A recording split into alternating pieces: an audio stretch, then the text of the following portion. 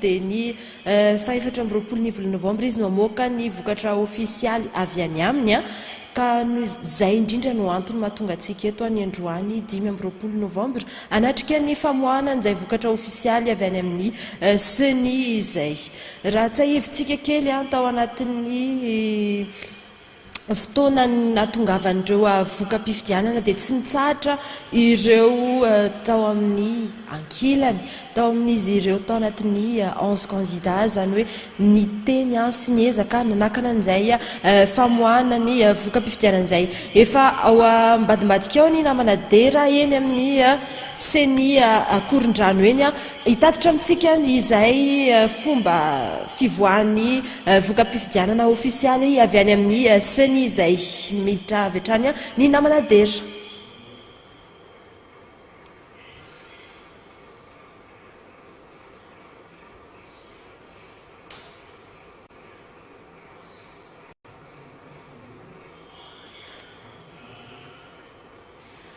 Façon fiesa ny henoko izany.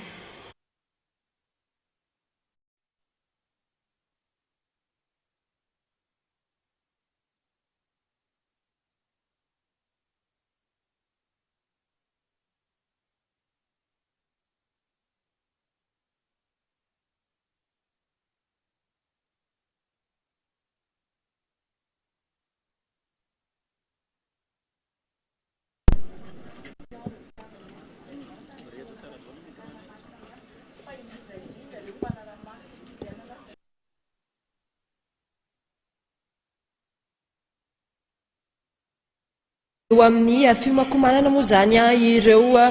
mpanatrika an'izay famoahana ofisialy ny voka-pifidianana avy any amin'ny seni izay raha hitantsika tamin'ny sary teo dia ny candidat numéro 3 no hita tonga teny an-toerana fa efa manomboka tonga eny an-toerana avokoa ireo solon-tena mpanjakana sy ireo minisitra ireo solom-bavam-bahoaka anatrika an'izany famoahana ofisialy ny voka-pifidianana avy any amin'ny seni izay. Raha nitsahivina mo iaho teo dia samy nanao izay ho afany ihany koa ny candidat 1 ambiny nilaza fa tsy nety amin'izareo ny voka-pifidianana ary tsy nety amin'izareo ny fizotrana izay fifidianana izay anefa mona eo zany na tsy eo dia niroso hatrany ny firoson'ny famoahana an'izay voka-pifidianana izay satria araky ny fampatsahivana kely ihany koa ny tatitra nataon'ny firenena afrikana mikambana sy ny SADC sy ny vondrona SADC azafady dia afaka miroso hatrany i Madagasikara anatin'izay fifidianana izay toy izao ny zavatra ny sary misy eny an-toerana izao hitantsika izao ny candidat larina fahatelo no efa manatrika eo mbola tsy tonga kosa ny aminy raha araka ny nampitany namana dera ihany koa teo dia somary nandalo teny ny solon-tenany candidat larana fahatelo ambin'ny folo nangataka an'izay confrontation de PV izay kanefa moa zany mbola tsy novaliany seni izay hatreto ka mbola miandritsika ny toy ny vaovao mbola tsy vonina namana dera araky ny zava-misy ihany koa efa hitantsika fa efa niala moa zany izay solon-tenany candidat numéro 13 izay azafady satria tsy nivaliany seni izay fangatany izay raha ny antony nangatany an'ilay confrontation moa zany dia satria misy tsy fitovizana zany valim-pifidianana azon'izy ireo sy ny azony sy ny avoakany seni ary izay no antony nangatany zareo ary milaza zareo fa mitsipaka zato isan-jato ny voka-pifidianana izay avoakandroany ka izay indrindra no antony nialany teny an-toerana tamin'ny vao aingana teo izay miditra hatrany ireo solon-tena mpanjakana ireo manatrika an'izany famoahana ny vokatra ofisialy avy any amin'ny seni alarobia izay.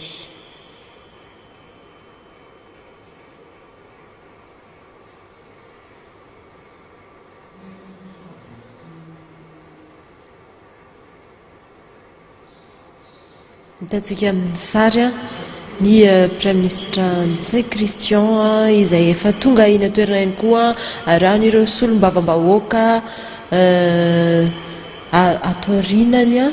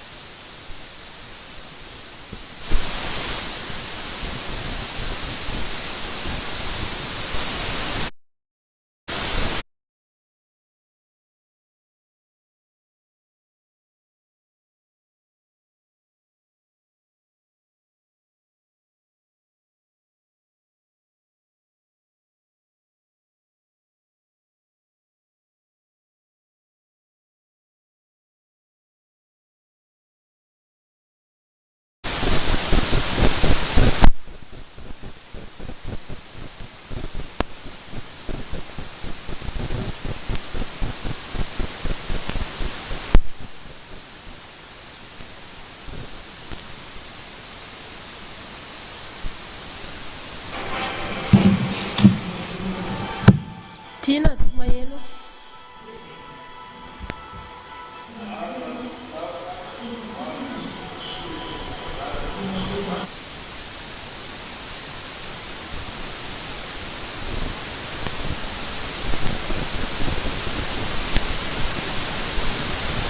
koa ireo a manamboninahitra generaly ravalomanana moa zany a izay filopisolo toerana aloha vonjomaiky amin'izao raha ny tatitra nataon'ny firenena afrikana mikamana moa zany a firenena sy nivondrona sadek dia tamin'ny sabotsy lasa teo izy niteny fa afaka miroso ohatrany a i Madagasikara ary nilamina amin'ny akapobeany ny fizotrany izay fifidianana izay ary tsy misy atahorana ho izy ireo ny valim-pifidianana somary latsaka ny taham-pandresana anjara fa na izany ary ho izy ireo dia afaka miroso foana satria mangarahara ny fifidianana raha sina teny kely a izay resaka sadeky izay dia ny remarka noentiny zareo na ny fanamariana kely nataony zareo zany a dia eo amin'ny fanatsarana ny bureau de vote tsy irairay avy a amin'ny fifidianana izay ho avy satria tsy tia rery a ny fifidianana izay olalovan'i Madagasikara atoato namana dia raha efa vonina ao ambadika ao